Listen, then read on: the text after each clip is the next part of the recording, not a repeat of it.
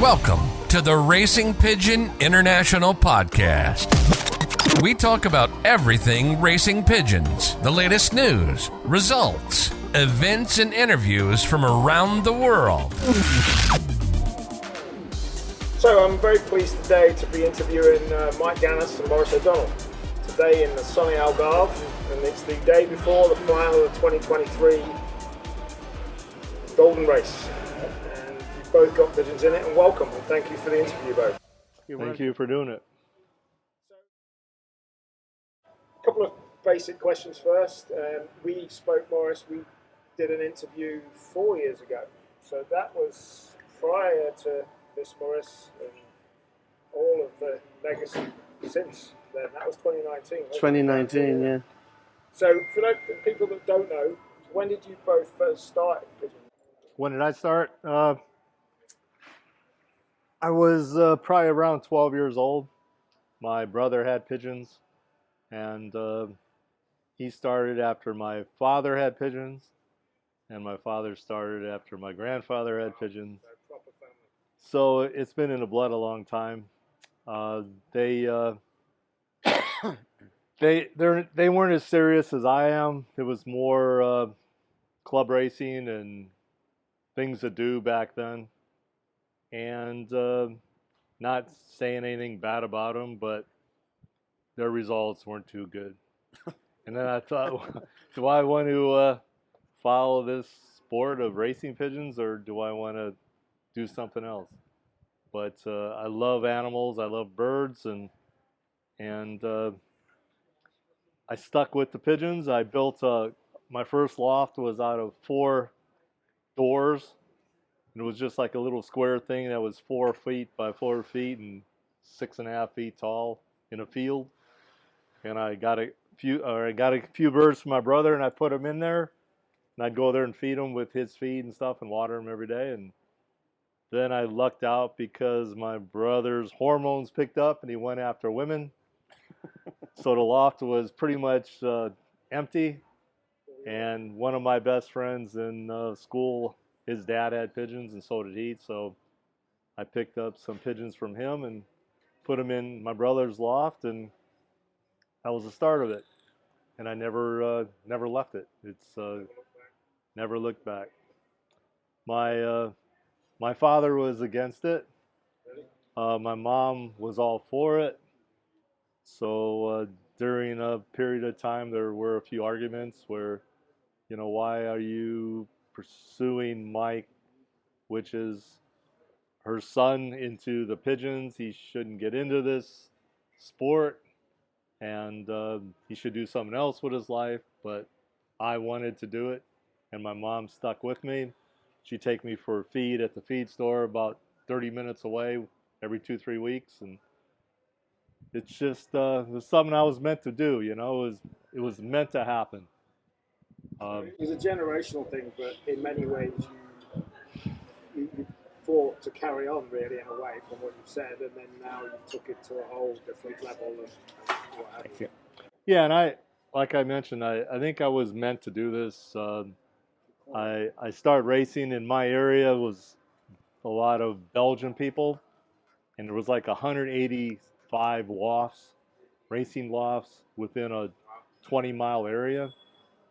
So when I started, it was very difficult because here I am, young, my mom taking me to the club with some average pigeons, and it just came natural. I think the second year I raced pigeons, I won 3 first, and that was against 1,500, 1,700 pigeons.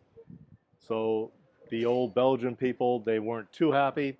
There's a new kid coming into the racing sport, and he's already beaten me, and it just bloomed from there. It was just meant to be. Cool. What about yourself, Maurice? Yeah, something similar. My dad had pigeons. He worked in England for a long time. That's where he met my mum, and they got married in the UK. And when my oldest brother was born, they came back from the UK, and his first loft would have been smaller than Mike's. It was 2 old tea chest boxes, if you ever remember them. And he had 2 of them pinned up to the back wall of the house. And he used to get birds to fly 480 miles from Scotland and clock them into that. So then when I became interested, I think I was 6. And in those days, all the what were called corporation houses, they were owned by the council. Each one of them, when they were built, there was a coal shed, as they used to call it. And it would have been, say, 8 foot by 4 with a door in the front. It was to store the coal for the fire. So I wanted to get more pigeons, so my dad turned around and we got all the coal out of the shed and put in some perches in there and some breeding boxes and got a few extra pigeons and moved them in there. And I think then I was about 12 and I kept on to him that I wanted to build a big loft like the other guys in the club had, which would be, say, 12 foot long by 6 foot wide. And where he worked, they were demolishing a big a grain store, and it was 4 or 5 stories high, but with timber floors. So what he got some of the workers to do was to strip all the timber boards off the floors, and he loaded them onto a truck and he drove them over to our house. And that's how we built the first, what we call loft, was out of these second-hand timber boards. And great success flying out of it. Yeah, against the rest of the... And I think I was the only youngster in the club. They were all grown men. And so the similarities really in both stories. Yeah. Starting then, really, isn't it? But I was in and out of them a few times with work and that, and then I was running bars and I moved to the UK. So I didn't get rid of the birds, but what I did was gave some of my better ones to my late brother, Tommy, Lord of Mercy. And he had a loft in his house, so he kept some of my birds and bred off of them. And when I came back from the UK, I got some of the children back from them and built the loft myself, and I've been in them since. So, like I said, it was bred into me. It wasn't something I picked, I chose. And there was a guy asked me the other night, actually. He said, "You must have been picked on in school and things for having..." Yeah, we haven't that discussion last night. Yeah, for having pigeons. And I said, no, it was the opposite. Because I used to bring 1 or 2 pigeons down to the school in a box and show them to all the guys. And there was a lot of them, they were fascinated with them. And I'm still, to this day, I'm friends with those guys on Facebook. And they follow me with the pigeon sport. There's actually a couple of them after joining syndicates with me to send to the One Loft races. So they, even though they never kept pigeons themselves, but they have that interest since we were in school. I think there's a difference in Ireland. We were discussing this last night, that the birdages are still huge compared to, say, the UK. And it's still, in Dublin, the concentration of races. Dublin, it's crazy. Yeah, Dublin is a small area, and in contrast to say the likes of Kerry or all these other. But Dublin is so small. But every week, they've one federation in Dublin. It's called the South Road Fed. But every week they're sending 13,000 pigeons. It's wicked, big numbers. And the same in Northern Ireland. In up there they have what's called the biggest one is the NIPA, is the organisation, and they've often sent 28,000 pigeons to a race. Huge. Every second house in Northern Ireland must keep pigeons. So let's move on to Mike. I mean, to me, I consider, and I think most would agree, that you've got probably the best stud of One Loft pigeons anywhere in the world. And when did you start the stud, as you would have called it? You know, when did it was that always the plan to do what you get and get what you've got now, or Yeah, emerged? it's Because obviously you took it seriously from the get-go, but there's a difference between racing pigeons to a back garden loft, right. and then so when did you? Was it a light bulb moment, or was it always part of the plan?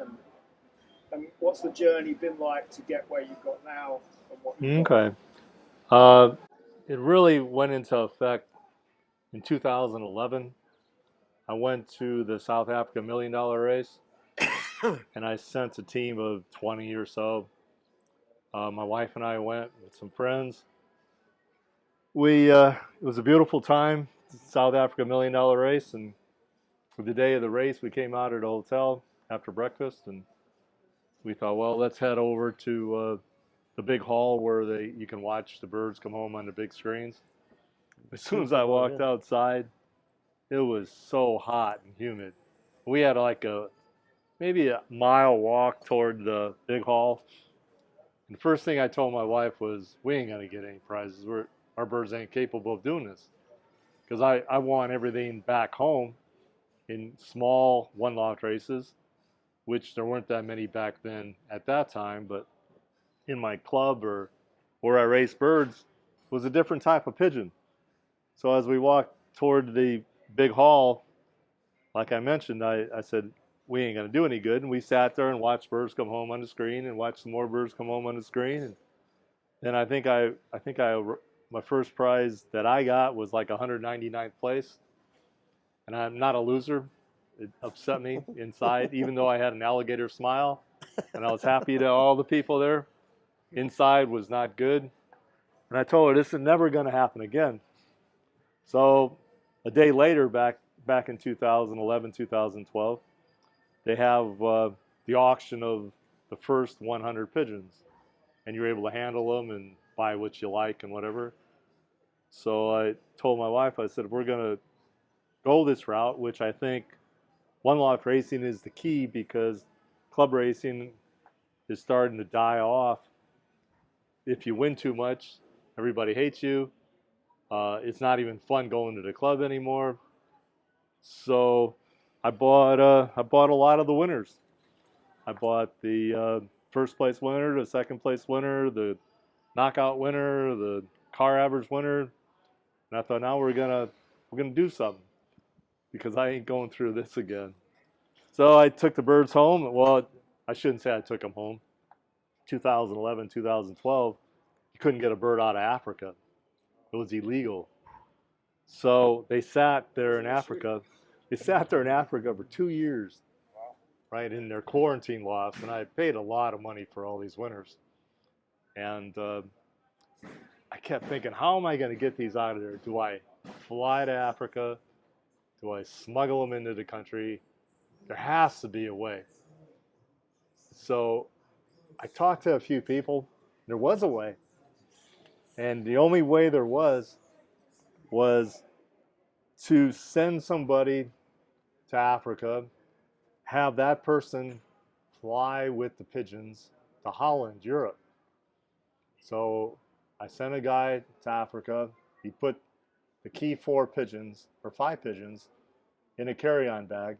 We had separations in there. We had them made. And he flew to Holland. When he gets off the plane, and the authorities got a hold of him and took him into the back room with the pigeons. It says, you can't bring pigeons from Africa to anywhere in the world. And he says, well, I have to. I can't survive. I can't fly. I can't travel without my pigeons. They make me feel good. Otherwise, I can't do it. You know, they do that with dogs now also. You can have your dog on there if you have, I forget the name of what they call that, but they did it with the pigeons. So the authorities told, I'm on the phone with the guy in Holland, and he's locked up with the pigeons with the authorities. They're not letting him out or the pigeons out. So we kept going on and on, back and back, and Peter Fox was involved in it. And then Peter Fox went into the authorities, and he started talking to them. And the guy that runs the quarantine or the government of Holland says, you know, we've had guys come here with 2 or 3 women that he was bringing to Holland, and his theory was he had to have them, and without them he would have a breakdown. He said we had things like that, but we never had anybody bring in pigeons. He says pigeons, the flying rats, you got to have them with you. So make a long story short, after 3 or 4 hours and paying a pretty nifty fine, I was able to do it. So I told Peter Fox, I said, pay them whatever they want, get the birds and get out of there while they're still agreeing to this. So he did. He got out of there. He calls me back. He says, Peter Colan and him, we're in the car. We got the birds out. Everything's fine. And we're going to take them over to Peter Colan's house. So then the next step was then bringing them to the States, which was easy. They just go through USDA quarantine. And then, you know, after 30 days, you can pick up your birds. So I was the first person in the world ever to get birds out of Africa. And that was in 2011, 2012. It's never been done. But, and then those pigeons made history also. I mated the first place bird with the second place bird. And I bred a hen. Trying to think of her name. But I mated her. I seen the father to the $1 Million Race from like 3 years ago up on Pipa's site. So I bought it, and it was called Sun City. And so I mated the daughter. Margot's Treasure was her name. I mated the daughter to Sun City, and I sent 2 babies to the $1 Million Race in 2015, 2016. And I ended up winning first in the South Africa $1 Million final race off of that. And that's all genetics. Okay, so I knew that genetics are the key to winning big races. And I went on, I bought the winners, and I bought the father of a winner, and I mated them together and proved out right. So I just, that was probably the start of everything, 2011, 2012 for One Loft Racing, because I believe that that's where the sport's going to end up. There won't be club racing in another 5 years. It's all going to be $1 Million races around the world in different parts of the world. I think it's good for the sport. I think it's good for the people. It's good for the wives, good for the kids. They could send their babies and still do their vacations and spend time with the family. But club racing is finished. It's going to keep dying out. But So what's the continued vision now? Where you're at now, some would say you're at the pinnacle. But yeah, a personality type like yourself, that's not me. Okay, I won $1 Million, and then 3 years later I won first and third in the Victoria Falls final race. I could have had first and second if I had one more second. But so I won Victoria Falls. Then people said, well, you know, maybe it's time to retire out of the sport, enjoy it. You won 2 of the biggest races in the world. And I said, no, it's not going to end yet. So last year I ended up winning Pattaya with 5,800 fly pigeons, first prize. And then people came from different auction houses. I can make you this many million if you want to sell all your pigeons. I said, I'm not done. I don't want to give it up. What am I going to do with my life? Sit there and look at pigeon movies or whatever? So I Count said, no, money. It's not good. Money's not everything, you know. When you have some, you don't need no more. And I didn't want to give it up. So now my goal is to win the Golden Algarve race, which we're here now, and it's a great race, and Rui puts on a beautiful event. I think the Golden Algarve has the most visitors, most fanciers at the final race of any race in the world, even Pattaya. So I want to try to win the Golden Algarve, and my hopes this year, and I'm not a bragger, but I want to win Pattaya again. The year before I won, I was third and sixth. I lost by a second Otherwise, I could have won Pattaya twice in a row. 2 years in a row, I could have been first. 1 second out, but 1 second's a lot. But I wanna win Pattaya this year, and also the Ace Pigeon at Pattaya. Then I need to start figuring out what I want to do after that. But I still have the win goal in Algarve, and I want to win Pattaya again. It's a big step and a lot. You got to have some luck, and you got to have good pigeons, and you got to try hard. But you got to have goals, and that's my goal. You asked me what I wanted to do, and that's what I want to do. I'm not giving up for a while. So what about you, Maurice? I mean, I referred to you 4 years ago as Mr. Consistent in One Loft Racing. You produce consistently good, solid result pigeons. And that was prior to the pigeon you're ultimately best known for producing now, Miss Maurice. So it got better after we spoke 4 years ago. What are your goals? Well, something similar to Mike's. I'm just delighted that he mentioned 2011, that he was, what did you say, 199th or something like that, 196, somewhere in that area. When you said it, I finished 110th, so I beat you. Oh, you beat me. All right. So that's one I have over. He's got me there. And that's kickstarted me into One Loft Racing as well. There's some big similarities, timelines. Yeah. 2011 was my first year, and my first time over in South Africa was the 2012, 2013 season. Because in 2011, that pigeon that was 110th, he was bred from a pigeon that I bought from Peter Fox, and I mated him to a Joss Jewson hen. And their youngster my ambition was to have one in the final. Not to win it, just to have one good enough to get to the final. And when he came in at 110th, I said, whoa. I said, I have something to work here with now. So the following year, because I won some prize money, I left it in the pot. And I said to the agent, Jerry, I said, I'm sending 2 teams next year. So my plan was to breed 6 youngsters off of that pair. It was 3 in a team, I think.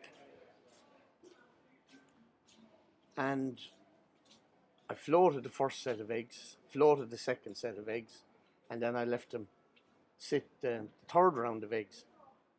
So the oldest to the youngest youngster would have only been 20 days, so it made no difference. And but in the last set, only one of the eggs hatched. So I had 5 going from that pair.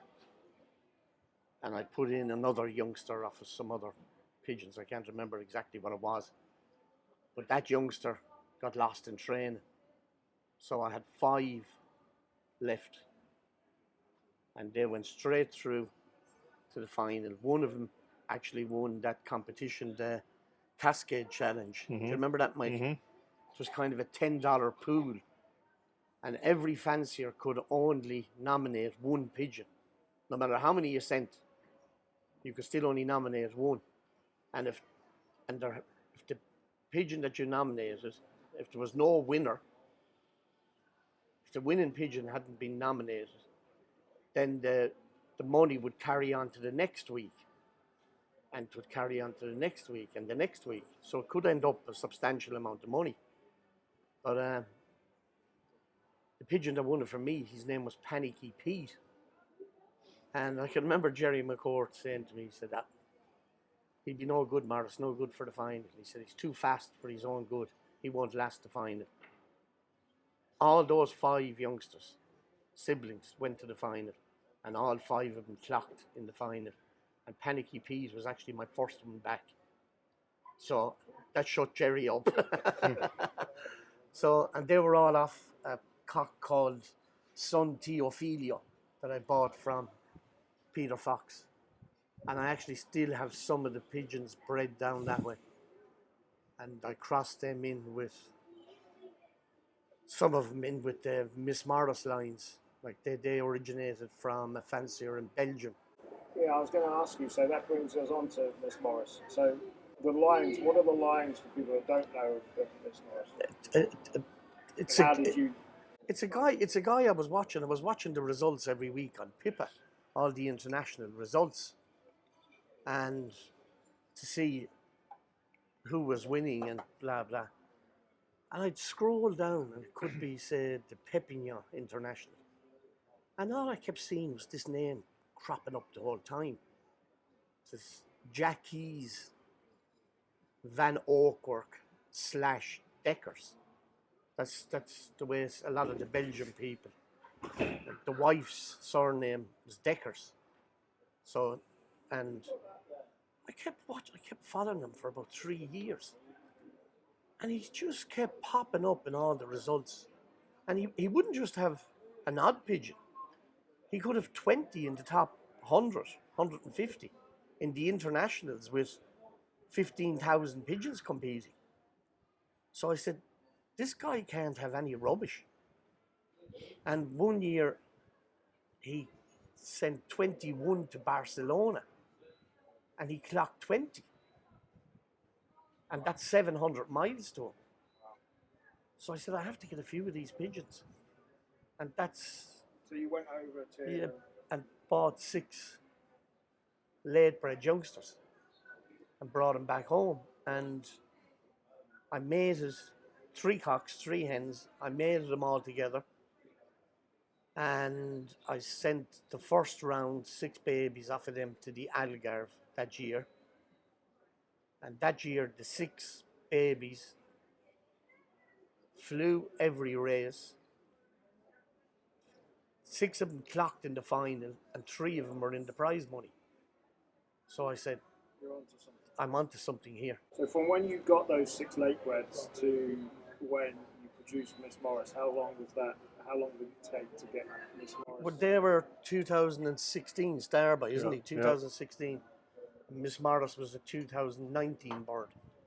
But they had produced the ones in 2018 to do the Algarve. So, and I remember I was like there were 5 blues and a blue-white flight, and I knew the white flight. There was just something about him. He used to stand out, and I mated him. I remember they rang me. Jackie's son rang me, and he said, "Do you still have the pigeon 045?" And I said, "Yes, why?" He said, "Her father is just after being declared the national ace pigeon of Belgium 3 years in a row from Barcelona." And I said, "Jesus." And I looked at my book, and I had her mated to the blue-white flight cock.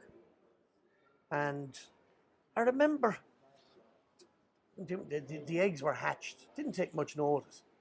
So after about a week, I said, I better start ringing the youngsters.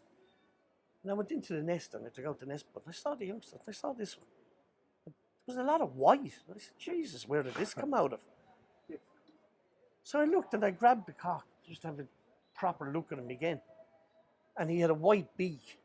So that means back the line somewhere, there was a white or a pigeon with a lot of white in him. So I said, "You're going to South Africa." I said, "Because if you land on that pad and there's a camera on you, I'll know it is you by the markings." And I was out of my house and there was a few of the lads with me. And when she came in, it was a tough race. They were, I think there was only 3 day birds. You actually bought the winner, didn't you? Mm-hmm. It was a Slovakian bird or something. There was only 3 birds on the day. So we were all up the next morning watching it on the big screen in my house. And next thing, all of a shot, we could just see this white pigeon. With a pigeon with a lot of white circling around. And she dropped onto the pad. And I just turned around to the lads and said, "That's mine." I said, "That's Miss Morris."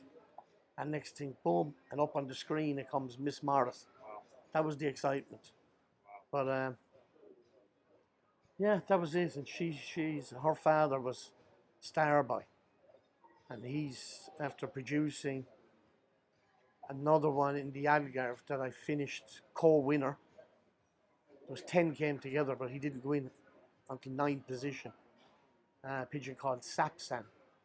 A guy from Romania, I think, bought him, or from Bulgaria, one of the Eastern European countries. And he's produced winners for him. And Starboy produced Mike mated him to Miss Debbie. Miss Debbie this January. Yep. Prolific line. You identified the hard long distance pigeons, and it took It's a couple of years to. yeah, but what I, as I said to Mike several times, what I kind of look for, I don't look for a specific type of pigeon or that.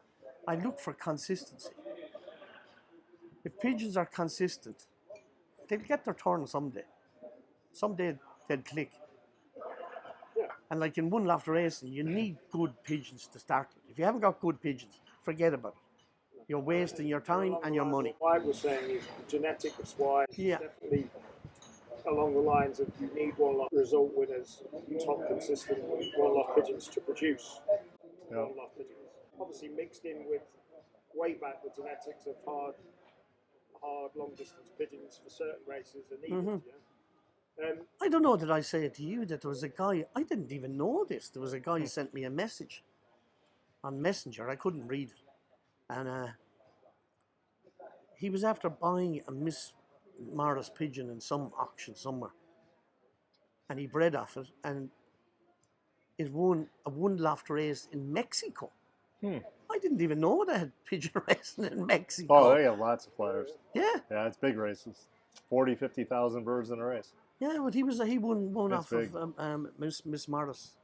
So seeing Miss Morris hit that deck and you knowing it was her before she came up was probably your best ever. Oh, without doubt, yeah. What would you say yours is, Mike? Tire. Pick one, the tire. Yeah, there's First time I 5,800 saw him pigeons. try. 5,800 pigeons is a lot of pigeons, and all the top lofts in the world are there. There's 2,000 people. And yeah, when you win that race, right now, that's probably the biggest race in the world. Yeah, I can imagine. Did you try? You cried. Yeah, I did. Yeah. That's amazing. Yeah, I didn't go the year before, so I picked the right year to go, you know. So I would have been there, lost by a second, I would have cried again. I would have been pissed off. I lost by a second. Outside of results, is there anything you look for in a pigeon? Other than Buoyancy. results? I look at results. I look at genetics. I have a certain type of head I like on a pigeon. I like balance. I don't like deep keel pigeons. I like small to medium sized pigeons. And I just like smart looking pigeons. There's a look to a smart pigeon. And I don't know, and I'm not saying this just to brag up Miss Debbie, but if you ever watch the video of her, she's really sharp looking. She's got everything. Her head is just the type I look for. And I'm not saying that because she won Pattaya, but she's a real class act. She's real tame. She's watching you all the time. You know, she won't get off the nest. She'll kill you. She sat on eggs for 10 days by herself with no male. I wanted to see how long she'd sit. She wouldn't get off. Jesus. And a lot of birds won't do that. She just has character. And I think all this plays a part. You know, you have to spend time looking at them, watching your birds. But it's... They're all individual, aren't they? They're all different, just like people, you know. But a smart pigeon will tell you he's smart. You can pick him out. It's not that difficult. What do you think the hardest one-off race in the world to win? Probably this one. Yeah, it's funny because we were coming over yesterday and Zandy was saying the terrain when we came down the west side, the coast really. You look at the terrain, it's rough. Yeah, it is rough terrain. You know, the $1 million race was a really good, tough race. That was a tough race. And birds that won early prizes in $1 million, either ace pigeons, winners, or knockouts, or whatever, those all turned out to be good birds. I don't know of one bad one out of all of them. I bought 8 out of 9 years, the winning pigeon from Africa. All of them were good. It's just if they have to fly 9, 10, 11 hours in heat, and it is hot for them races, they have to be good. You know, it's not a fluke. And I've never had a bad one out of the 9 or 8 out of the 9 first place winners that I bought. All good. But Genetics. it's all genetics. And what people don't realize, and I mentioned this yesterday, for the Golden Algarve race, they catch their birds at 4 or 5 o'clock at night. They put them on a truck. They drive them out. The next morning, they let them go. The race goes off. The final race, they catch them on Thursday. They sit on a truck for 2 days. They let them go on Saturday. It's a totally different pigeon. It changes the whole race right there. 2 days in a crate to 1 day in a crate is very, very big in the pigeon sport. And it takes, just like Barcelona, 5 days to get the birds released. Them birds are bred for that. It's all genetically. You're not going to put a medium distance pigeon in a truck for 5 days and think you're going to win Barcelona. It ain't going to happen. It's the same here. It's going to be birds that can handle that. The type of pigeons you guys have is the type of pigeons that you would be expecting to see at the event. Yeah, but unfortunately, there's a lot of other guys have good pigeons. Look, but like if you had to pick conditions for your pigeons to have the best chance, it would be these conditions. Yeah. Tomorrow. Yeah. You see, because why I say this race is probably one of the toughest is, you see, they race from north to south. They're released in North Portugal, and they're racing down to the south. And at this time of the year, the wind is predominantly southerly. So it's a headwind. 9 years out of 10, it's a headwind they're flying into. So you've got the terrain, like you said. You've got the heat. And then you've got the wind on their nose. You need a tough pigeon to come through that. A tough pigeon. See what happens. Yeah, we just have to see. You what still happens. have to have luck, you know. You got to have the birds, the genetics. Hopefully, the trainer got your bird into condition and they're healthy. The molt has to be good. If they lost their body feathers, they're not going to come home tomorrow. It's over. So Things that you have in your control it's good. That's the genetics. The Putting breeding. right pigeons in. That's all we could do. The rest of it, relying on other people to manage them, and that big thing that we discussed is luck. Got to have some luck. Right day, right time. Which I think here as well, I think the management here, because I've come here several times outside before the final. I've come here in July, in June, in May, and we've seen the pigeons and we've seen the loft manager and what he does. He is, I think, one of the best pigeon fanciers I've ever seen in my life. He could go up there into that loft with 6,000 pigeons and he'd nearly make them talk. He's just unbelievable. Rogerio. And he knows. He just walks around all day. And he said it. To be a good loft manager, he said, what you actually need, he said, is 2 pairs of eyes. He said you need a pair in the back of your head as well, to make sure when you're going around that you miss nothing. If he sees a pigeon that's not 100%, boom, the pigeon is taken out and he's brought down to the sick bay section. And he makes sure that that pigeon is 100% before he's brought back to the rest. Whereas you've got One Loft races and the guys, they don't know one pigeon from another. They don't know if the pigeons are ill. They don't know anything. But Rogerio does. He oversees all the feeding, everything.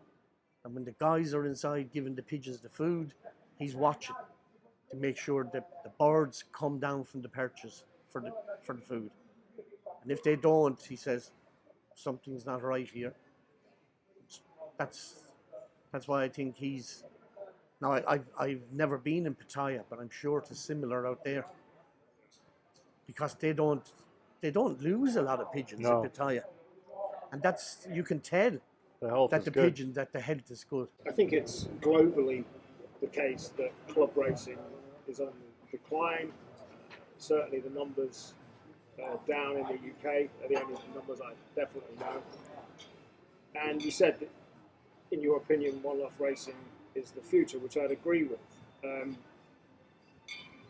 How do you see it progressing? I think right now you have four One Loft races in the world that pay over $1 million a race, or for the total race. I look at the future of probably in the next 3 or 4 years, maybe 10 races over $1 million, and I look for 2 or 3 races over $2 million. The prices of birds are going up. It's amazing what some pigeons bring when they're sold. I was talking to Peter Fox yesterday, and some birds are selling for $80,000. One guy sold one for $300,000. These are legitimate sales, and people want to win. And you know, it's a lot of pride in the sport. You have some very wealthy fanciers in China or anywhere in the world, and they would give $10 million if they could win the Taya Golden Algarve or $1 million race. Or it's pride, and you could see that in the China races. They just sold a bird for $2 million. You know, it's pride more than money, and there are a lot of rich people in the world, and they want One Loft races, and club races ain't going to exist. So I see it progressing really well. It's going to grow. The sport is going to grow. Sadly to say, the prices are going to go up for pigeons, just like racehorses. Some racehorses sell for $10 million, some more than that. Pigeons are going to do the same. It's not going to stop. It's going to keep compounding higher and higher. It's easier to race pigeons and compete than it is horses, and it don't take so much to buy a good pigeon like it does a really good horse, and then the maintenance of a horse and transporting a horse to all these different races. The pigeon sport's going to grow. Training fees. If I may, we'll come back to the parallels with horse racing. I've got a few opinions on that myself and the future of it. But one question that I'd like to ask is, when do you think we'll see the first $1 million first prize? I think really soon. Yeah. I would say there'll be $1 million prize in the next 3 years. First prize. First prize. The Hoosier had first prize 2 years ago, $500,000, 500,000. That was pretty good. Yeah. And that was probably the highest that I know of for first place. Yeah. And I was lucky enough to get second. What was that for second? It was five on a drop, I think, or 6 on a drop, and everybody got like 145,000 or something. I lost by a second. No, wait, 2 seconds. I'm sorry. It was close, but 2 seconds is 2 seconds. Yeah, that's the way he does it. He pays by the drop. By the drop. If 5 pigeons come together, split it 5 ways. First prize, second prize, third prize, fourth prize. In many ways. Yeah. You know, you add up the first 5 places, divided prize by 5. money, and then you divide them 5 prizes by 5. That's an interesting way of doing it. I think it's better because otherwise you're looking at somebody getting 500,000 and the 5th place bird getting 15,000. Yeah. You know, and they came together. Yeah. I like it better. You've been caught out by a second. It's certainly better. Yeah. Over a period of time to do that. Yeah. Yeah.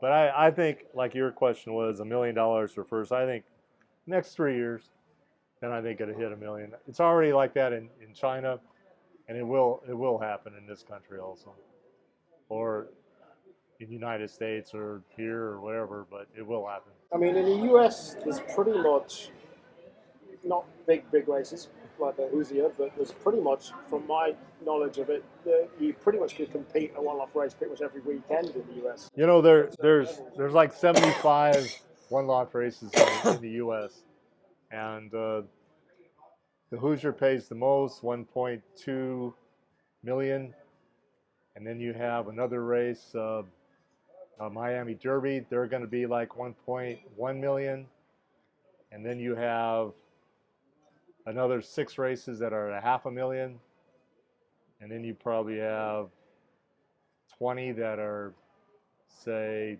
250 million or 250,000. I'm sorry. Yeah. I'm talking million now. It's thousand, but there's a lot of money. There's more birds in the One Loft races now in the States than there ever was before. This is the most pigeons ever sent to One Loft races in the United States. There's lots of them that have 1,500, 2,000 birds. Certainly come on in the last 30 years. I visited the 30 years ago now. I visited the Las Vegas race. Mm-hmm. Oh, you were there in 2000? I didn't actually attend for the race. I ran that race. Did you? Mm-hmm. So I went to see Bill Ensign. He was my partner. Suvit, Bill Ensign, and I ran. We started it. It was $1 million race in Vegas in 2000. I didn't attend the race, but I had a very interesting weekend in Las Vegas. At the Monte Carlo? Yes. He owned it. Yeah. We stayed there for 2 weeks. No, Monte Carlo used to be my hotel that I used to go to regularly in Vegas, but I stayed at one of his hotels. Okay, the other one off the strip. And then I attended the one in San Diego, and then if you look now where it's come, that's the progression that's just going to keep going.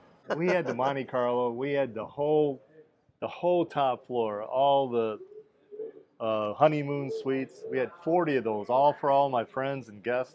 All the food, our cars, everything. It was a riot. We were there 2 weeks, my wife and I. But Peter Fox, he got second place and he won. We paid him cash, $77,000 US in cash. But I bred the bird for him, but he won. I've said personally, One Loft Racing is the future. And some people watching this may be put off by the numbers that we talk about, and it's true, the price of pigeons are going to go up. But certainly within the UK and Ireland, it's, yes, the genetics have got to be there. Turn back the clock to when you went over and got the pigeons that you started the Miss Maurice lines with. They didn't cost you a fortune. No.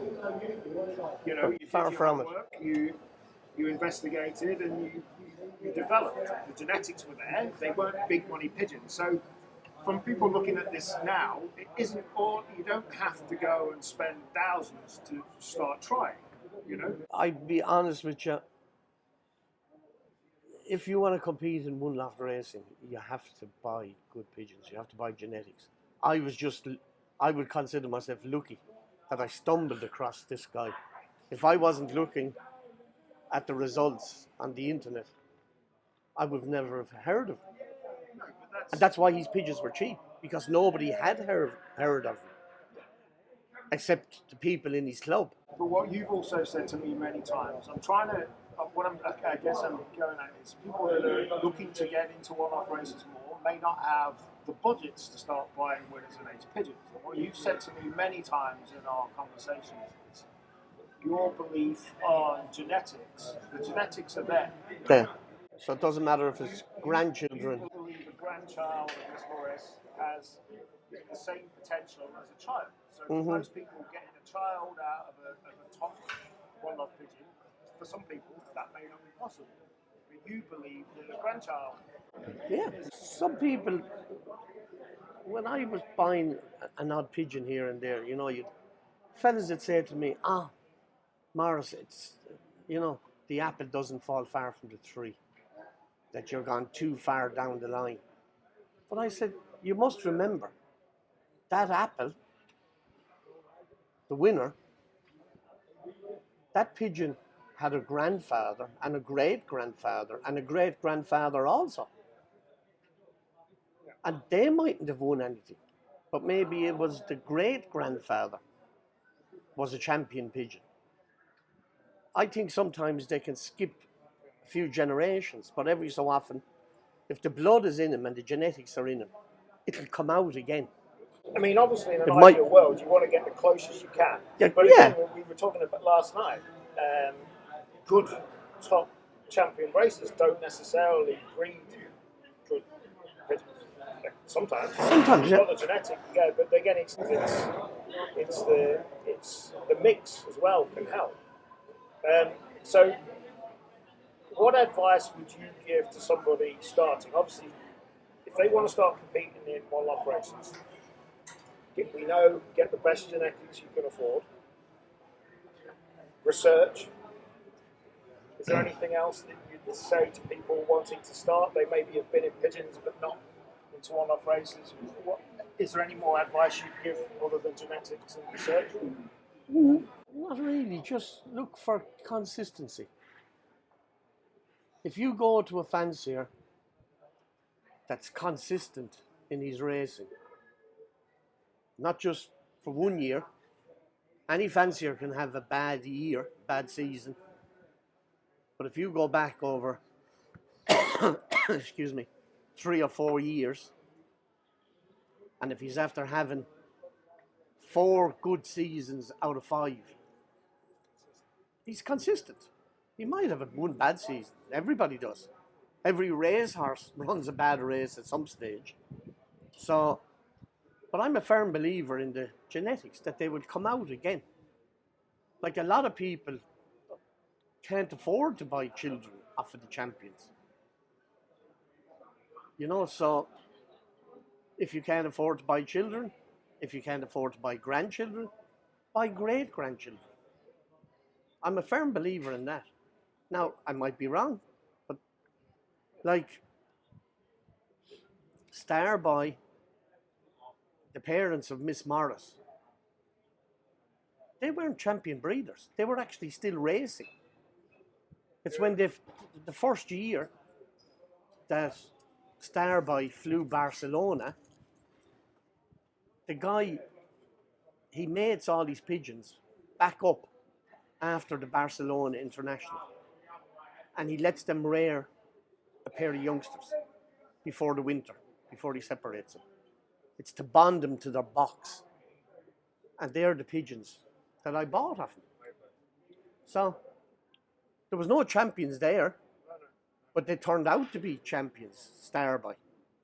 And the mother of Miss Morris, the 045 hen. Her father turned out to be the national ace pigeon 3 years in a row, Paco Barcelona. But when I got him, there was no champions there. That's what I'm saying. I consider myself lucky that I stumbled on. What about you, Mike? Is there any advice you give other than?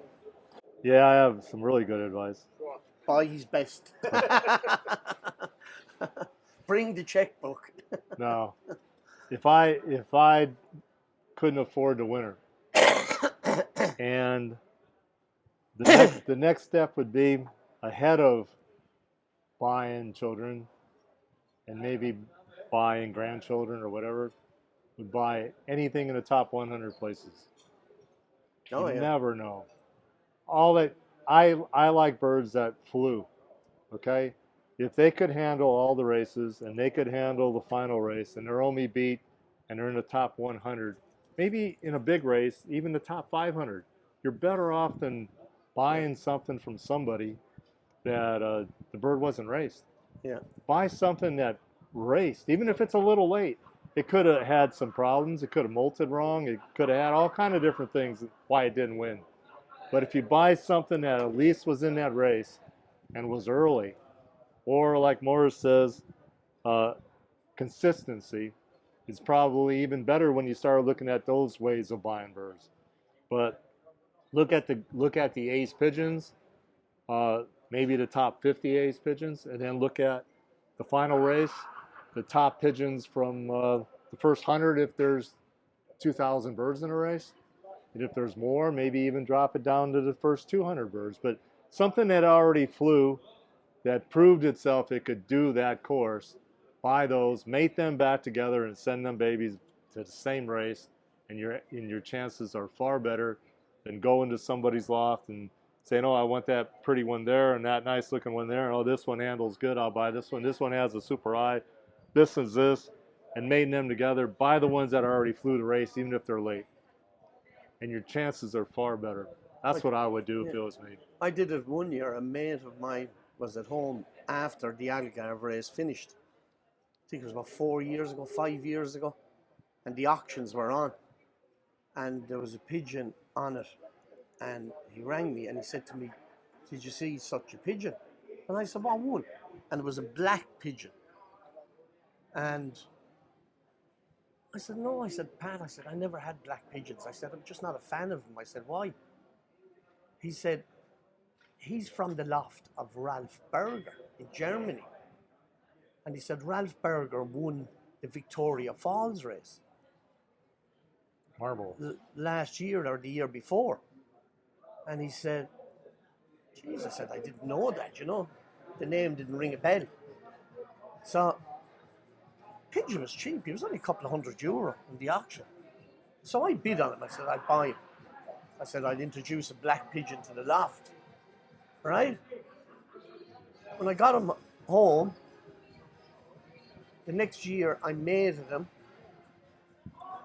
to a youngster, a daughter of a pigeon I called Whitey.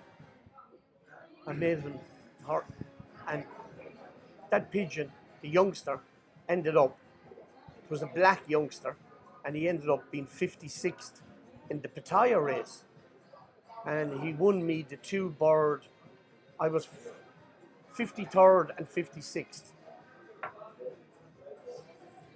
And I won the small team prize. So, proved what Mike said. He was after doing the job, flying the race. Just because he didn't win, anything could have happened. Could have been chased with a hawk, you don't know. When they're up in the sky, you don't know what happened. Buying the top 100, if they're really big races, look at the top 500, look at the aces up to 1 to 50. And some of them can go really cheap.